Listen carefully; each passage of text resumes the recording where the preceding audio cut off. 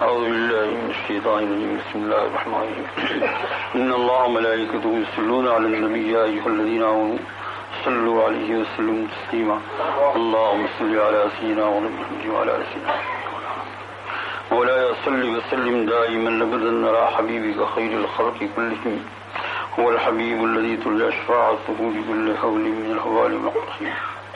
حدثنا أبو عمار الحسين بن حريث أنبأنا وكيع حدثنا الأعمش عن المعرور بن سويد عن أبي ذر رضي الله تعالى عنه قال رسول الله صلى الله عليه وسلم إني لأعلم أول رجل يدخل الجنة وآخر رجل يخرج من النار يؤتى بالرجل يوم القيامة فيقال أعرضوا عليه صغار ذنوبه ويخبأ عنه كبارها فيقال له عملت يوم كذا وكذا وكذا وهو مقر لا ينكر وهو مشفق من كبارها فيقال أعطوه مكان كل سيئة عملها حسنة فيقول إن لي ذنوبا ما أراها هنا. قال أبو ذر رضي الله تعالى عنه فلقد رأيت رسول الله صلى الله عليه وسلم ضحك حتى بدت نوازه. یہ ایک روایت ہے. حضور صلی اللہ علیہ وسلم کی تبسم کے بارے میں یہ پہلے بھی آپ نے روایت پڑھی, آج بھی اسی میں سے ایک روایت پڑھی جاتی ہے. یہ کون سے نمبر کی روایت ہوئی؟ 5ویں نمبر کی, 7ویں, کیا نمبر ہو؟ یہ ابو ذر رضی اللہ تعالیٰ عنہ ایک صحابی ہے اور یہ بڑی ذوالقدر صحابی ہے. وہ کہتے ہیں کہ حضور اکرم صلی اللہ علیہ وسلم ارشاد فرمایا کہ میں خوب جانتا ہوں اس آدمی کو جو سب سے پہلے جنت میں داخل ہوگا, اور اس آدمی کو بھی جانتا ہوں وآخر رجل یخرج من النار, کہ جو جہنم میں سب سے آخر میں نکالا جائے گا, اس کے بعد جہنم کو سیل کر دی جائے گی. اللہ جل شان حفاظت فرمائے. اس لیے ایمان جو ہے نا یہ بڑی قیمتی چیز ہے. آگے ارشاد فرمایا یاتی بالرجل یوم القیامہ, کہتے ہیں کہ ایسا بھی قصہ ہو جائے گا کہ قیامت میں ایک آدمی لایا جائے گا, فیقال, اور اس کو کہا جائے گا اور اس کے متعلق کہا جائے گا جب وہ پیش کیا جائے گا تو یہ کہا جائے گا کہ اعرضوا علیہ صغار ذنوبہ, کہ اس کے جتنے چھوٹے چھوٹے گناہ ہیں وہ سب اس کو گنواؤ. صغار چھوٹے چھوٹے گناہ, یہ گناہ کیا تھا, یہ گناہ کیا تھا, یہ گناہ کیا تھا. وَيُخَبَّ عَنْهُ كِبَارُهَا, اور اس کے بڑے کبیرہ جو گناہ ہے وہ تو بہت بڑے ہوں گے, کہا اس کو بھی چھپائے رکھو, پہلے اس کے چھوٹے چھوٹے گناہ گناؤ. یہ چھوٹے چھوٹے گناہ. وَيُخَبَّ عَنْهُ كِبَارُهَا فَيُقَالُ لَهُ, اس کو یوں کہا جائے گا عملت یوم کذا و کذا و کذا, سنیں فلاں دن یہ کام کیا تھا, یعنی گناہ صغیرہ, یہ کیا تھا, یہ کیا تھا, یہ کیا تھا. وہ مقر لا ينکر, اور وہ آدمی اقرار کرتا جائے گا, انکار نہیں ہے. اللہ جل شانہ کے سامنے کیا ہے. وہ مشفق من کبارها, لیکن اس کے دل میں ڈر ہوگا کہ ابھی یہ چھوٹے چھوٹے گناہ اتنے ساری باریکی سے نکالے جاتے ہیں تو ابھی بڑے تو نکالے ہی نہیں. جو بڑے بڑے گناہ کیے ہیں وہ تو نکالیں, کیا ہوگا میرا. اور مشفق بہت ڈر رہا ہوگا.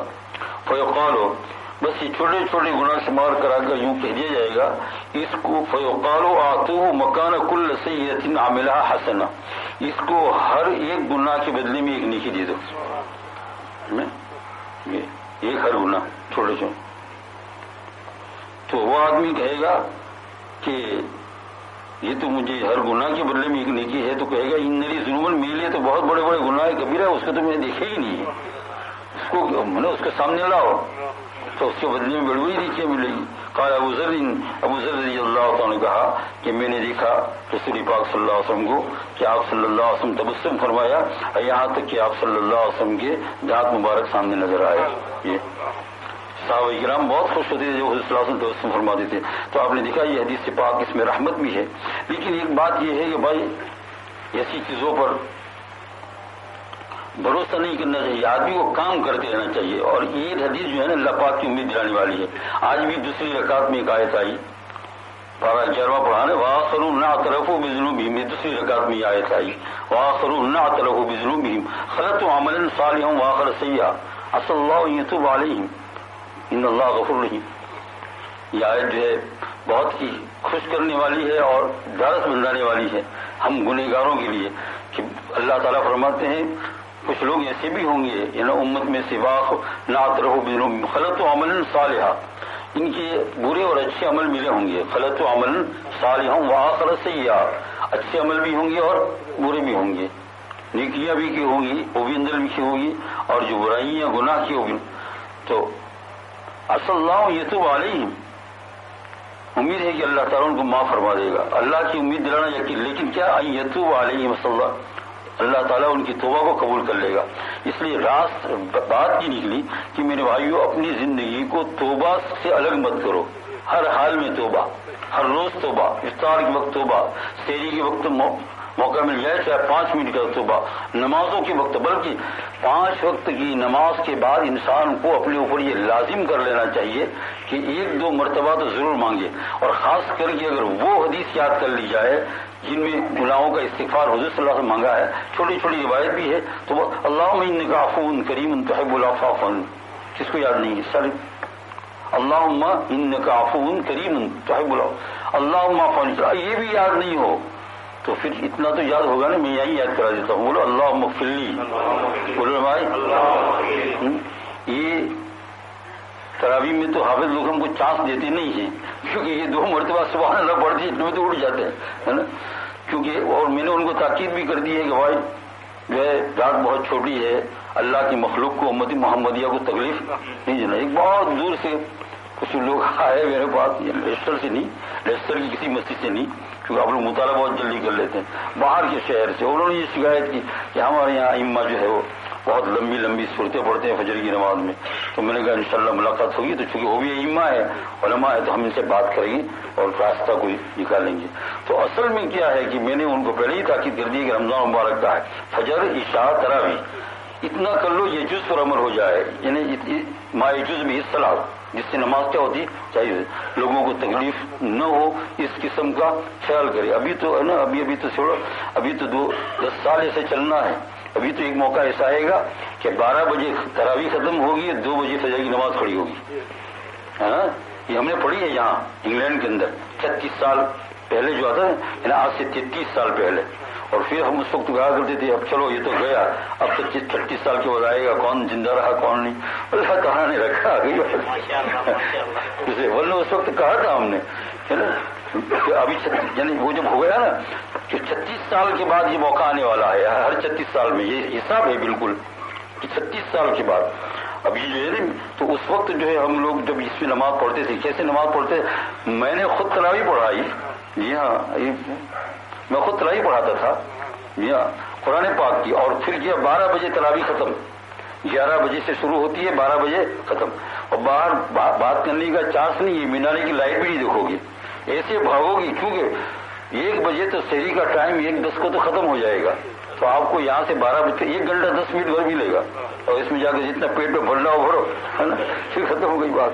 تو اس وقت ہم کہتے تھے کہ ابھی تو 36 سال کے بعد یہ وقت آئے گا، میں نے کہا چلو ابھی 36 سال تو ہے نا یہ تو ہو گیا، لیکن اب دیکھا کہ 36 سال کے بعد یہ وقت آگے، بہت سے ساتھی لوگ بیچارے پہنچ چکے، اللہ تعالیٰ ان کی مغفرت فرمائے، اور جانا تو باہر ہر ایک کو ہے، تو ابھی ایسا وقت بھی آنے والا ہے۔ تو میں نے کہا کہ رات لمبی نہیں کرتا ہوں میرے بھائیوں، تراویح کی ہر رکعت کے اندر نہیں، لیکن اگر کسی بھی رکعت میں موقع مل جائے تو 1 مرتبہ کہہ لو یا رب اغفر لی، ہے نا، اور اسی طریقے تراویح میں نہیں، آپ سنن اور نوافل سب میں کہہ سکتے ہیں، اور تراویح میں تو خیر جلدی جلدی ہے۔ یہ تراویح اصل میں کیا ہے، بہت عجیب عبادت ہے، انشاءاللہ جو ہے آپ نے پہلے بھی سنا ہوگا، کبھی پھر کہوں گا، یہ بہت عجیب بات، لیکن آپ اور ہم لوگ جب گھر میں نفل پڑھتے ہیں، مسجد میں نفل پڑھتے ہیں، تو اس میں 3 مرتبہ کیا کہہ لے رب اغفر لی، یہ استغفار اپنی زندگی کا لازم ملزم ہو جائے، انشاءاللہ پھر گناہوں سے اللہ جل شانہ کیا معاف فرما دیں گے۔ یہ اللہ تعالیٰ نے سب رکھا ہی ایسا ہے دروازے، یہ لوگ جو ہے نا یہ کسی نہ کسی گیٹ میں اندر سے داخل ہو جائے، دنیا والے تو 2-3 گیٹ رکھتے ہیں، ادھر سے آؤ نا، وہ لندن سے آئے لیسٹر میں تو ایک پہلا ایک گیا سے لندن جا سکتے ہو، چک گیا تو واپس مڑنے کی ضرورت نہیں، آگے پھر دوسرا آ رہا ہے، ہے نا، آتا ہے نا سبھی کچھ تو بولنا. ہاں اس کا نام ہے نا.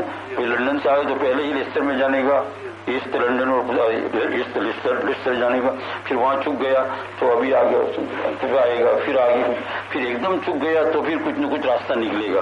حق تعالیٰ جل شان ہو تو بہت سخی ہے. یہ کیا ہے نا، ایک ایک راستہ ایسا رکھا ہے صبح سے لے کر شام تک، شام سے لے کر صبح تک، ہر رات میں، ہر دن میں، ہر سال میں، کہ تم کسی نہ کسی گیٹ سے جنت میں چلے جاؤ. اور میں نے حضرت رضی اللہ تعالیٰ کی بات تو مجھے بار بار پسند آ رہی ہے. آگئی بات پسند کیا آ رہی ہے، یعنی بہت دل کو لگ رہی ہے کہ اگر اللہ تعالیٰ امت محمدیہ کو جہنم میں بھیجنے والا ہوتا تو رمضان اتارتا ہی نہیں. رمضان اسی لیے اتارا ہے نا، اس میں تو کر لو. حق تعالیٰ جل شان و توفیق عطا فرمائے. تو یہ حضور صلی اللہ علیہ وسلم کے زہر کے بارے میں ہے نا، کسی جگہ پر انفیکشن ہو، زخم ہو اور وہاں سے پانی نکل پڑے تو وضو ٹوٹ جاتا ہے. سمجھے نا، آپ کو جو ہے آنکھ میں سے اگر روئے نماز میں اور آنسو نکلے تو وضو ٹوٹتا نہیں ہے، لیکن آنکھیں درد کر رہی ہے اور اب پانی بہا، وضو کیا ہو گیا؟ ٹوٹ گیا. اس میں انفیکشن. اسی طریقے سے کان میں انفیکشن ہو، درد ہو، کچھ زخم ہو اور پانی نکل کر باہر آ جائے تو کیا ہو جائے؟ وضو ٹوٹ جاتا ہے. میں نے اس لیے بتا دیا کہ کسی نے کہہ دیا ایمبولینس منگوایا. میں نے کہا یار میں نے کہا مرنے سے پہلے ہی مار دیتے ہو آگے. تو وہ اصل میں کیا ہو، آگئی بات سمجھ میں کہ مجھے کچھ انفیکشن ہو گیا ہے، لیکن یہ بہت ٹھنڈی ہوا آئی ہے تو اس وجہ سے پانی بہ کر یہاں لگا. تو میں نے جب سلام پھیلایا تو مجھے یہاں ٹھنڈا لگا تو میں نے انگلی رکھی ایسی تو دیکھا کہ پانی آ گیا ہے. تو میں نے کیا کر لیا؟ وضو کر لیا. اللہ تعالیٰ بسم اللہ الرحمن الرحیم الحمد للہ رب العالمین والصلاۃ والسلام علی سید المرسلین. یا اللہ کریم محض آپ کے فضل کرم سے ہمارے گناہوں کو معاف فرما، قبول فرما. یا اللہ ہمارے گناہوں کو معاف فرما، ہمارے گناہوں کو معاف فرما. سب بیٹھنے والوں کو قبول فرما، سب بیٹھنے والوں کو قبول فرما. یا اللہ استغفار ہماری قبول فرما، ہماری توبہ قبول فرما. یا اللہ ہماری توبہ قبول فرما. خاتمہ بالخیر فرمانا، رمضان مبارک کی برکات سے میں نواز دے. حضور صلی اللہ علیہ وسلم ہماری دعاؤں قبول فرما. وصلی اللہ تعالیٰ علی خیر خلقہ سیدنا مولانا محمد وعلی آلہ وصحبہ برحمتک یا ارحم الراحمین.